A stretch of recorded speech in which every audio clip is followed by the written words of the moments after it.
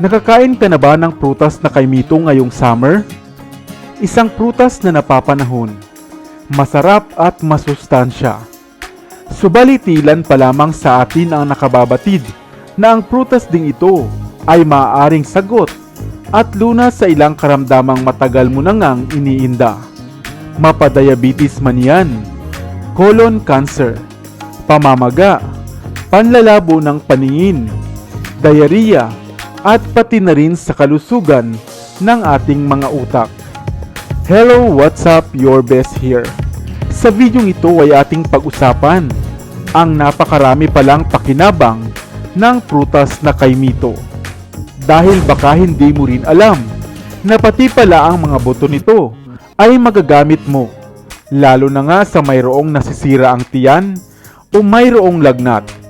At ang lahat ng iyan ang pag-uusapan natin sa videong ito.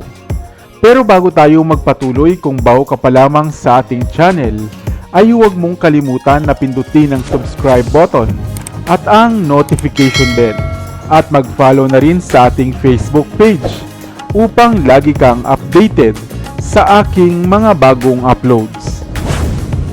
Ang kaimito, star apple o Chrysophyllum kainito ay isang tropikal na puno buhat sa pamilya ng Saputaceae na nagmula pa nga sa Panama hanggang sa kumalat sa iba't ibang bahagi ng India at Southeast Asia.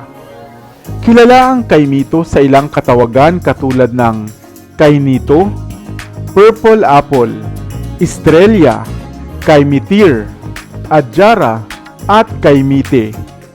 Mayroong tatlong kulay ang kaimito: ang deep purple, greenish yellow, at greenish brown. Makatas ang bunga ng kaimito, matamis at madagta, na kadalas ay ginagamit bilang dessert, pinapalamig o kinakain ng as-is. Subalit ilan pa lamang ang nakababatid ng napakarami pa pala nitong mga gamit. Ang 8 pirasong dinurog na buto ng kaimito na pinakuluan ay mainam pala para sa nilalagnat o mayroong masakit na tiyan o palaging nagtatae. Samantalang ang mga dahon naman nito ay mainam sa pagpapababa ng level ng asukal sa dugo na karaniway problema o iniinda ng mga taong mayroong diabetes. Gayon din naman bilang pampurga sa mayroong mga bulati sa tiyan. Ang bunga naman nito, ang prutas na kaimito, ay mainam para maiwasan ang maagang pagkakaroon ng colon cancer. Isang mahusay na antioxidant din ang kaimito upang ma-boost ang ating immune system.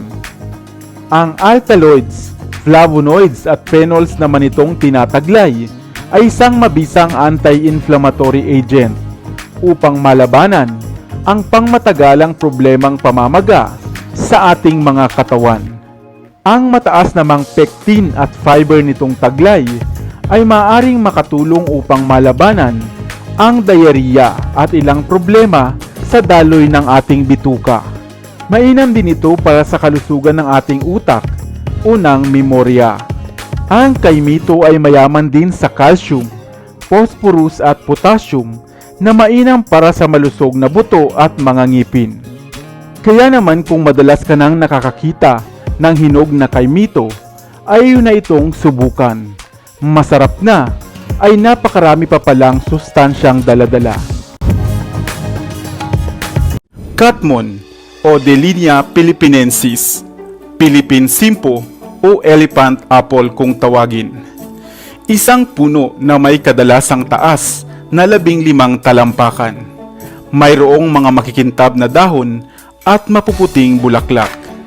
Karaniwang ginagawang garden tree ang punong ito, o kaya naman ay itinatanim sa bakuran sapagkat mainam itong lilim at napakagandang tanim sa bakuran. Karaniwang tumutubo ang puno ng katmon sa mga malalamig na kabundukan, lalo na nga sa mga probinsya. Alam mo ba na ang punong ito ay na-feature na nga sa ating Philippine 25 centavo coin noong 2017 bilang bahagi ng New Generation Currency Coin Series ng Pilipinas. Ang punong ito rin ay kadalasang ginagamit sa paggawa ng mga muebles dahil sa kalidad nitong kahoy at ang dagta naman nito ay ginagamit bilang dye upang kulay sa mga tela. Subalit ang espesyal na bahagi ng punong ito ay ang kanyang bunga. Isang malamang mga hibla o pulp na maayos na nakasalangsan at nababalot ng animoy mga sepals o mga sariwang dahon. Ito ay kadalasang kulay berde, maasim, at may lasang maihahalin tulad nga sa green apple. Kadalasan itong ginagamit sa paggawa ng mga jam, sauces, at mga sangkap bilang alternatibo sa pang-asim sa sinigang na isda. Ang katas nito ay mainam ring iniinom bilang panlunas sa mayroong mga ubo. Haluan lamang ito ng konting asukal o di kaya naman ay honey. Batid mo rin ba na mahusay rin ito bilang panlinis o bilang pampakintab ng inyong mga buhok? Ayon nga sa pag-aaral, ang prutas na ito ay nagtataglay ng mga anti-leukemia at antioxidant properties. Kaya naman, mainam itong panlaban sa mga sakit-sakit sa katawan at upang maging masigla ang ating mga balat. Hindi ba't napakahusay pala ng puno ng katmon? Isang puno dito sa atin na masasabing maraming gamit at maitutulong sa atin. Marapat lamang nabatid natin ito upang ating bigyan ng pansin at huwag basta-basta putulin. Sa inyong probinsya, mayroon pa bang mga puno ng katmon? Ikaw, nakatikim ka na rin ba nito? Dito na sa Best TV, tayo ay matuto. Utak mapuno ng bagong kaalaman. Dito na sa Best TV, tayo ay lumibot. Lihim na mundo ay ating matuklasan. Dito yan sa Best TV, dito yan sa Best TV, dito yan sa Best TV.